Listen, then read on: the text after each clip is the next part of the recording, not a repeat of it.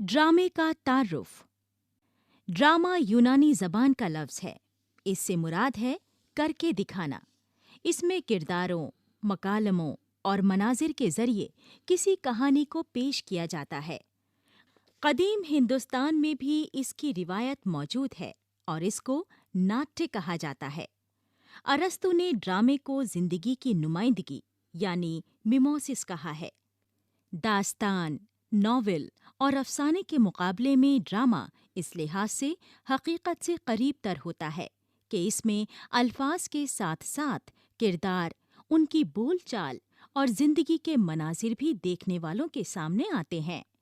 کرداروں کی ذہنی اور جذباتی کشمکش کو مکالمے اور آواز کے اتار چڑھاؤ کے ذریعے پیش کیا جاتا ہے۔ ڈرامہ بنیادی طور پر اسٹیج کی چیز ہے، لیکن ایسے بھی ڈرامے لکھے گئے ہیں اور لکھے جاتے ہیں جو صرف سنانے اور پڑھنے کے لیے ہوتے ہیں۔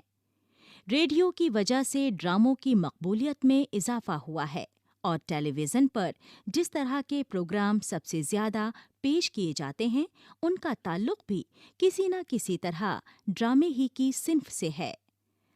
ارسطو نے ڈرامے کے اجزائے ترکیبی میں 6 چیزوں کو ضروری قرار دیا ہے: قصہ، کردار، مکالمہ، مرکزی خیال، سجاوٹ اور سنگیت۔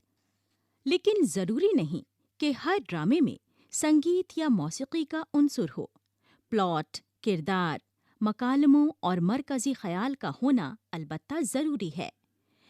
ڈرامے کی کامیابی کے لیے ضروری ہے کہ اس میں واقعات کی کڑیاں اس طرح ملائی جائیں کہ بتدریج نقطۂ عروج تک پہنچ سکے اور ناظرین کی توجہ ایک نقطۂ یا خیال پر مرکوز ہو جائے۔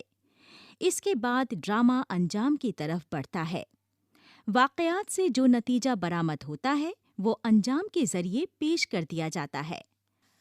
حق و باطل اور خیر و شر کی کشمکش، بنیادی انسانی اقدار اور سماجی، قومی اور سیاسی مسائل کو ڈراموں میں پیش کیا جاتا ہے۔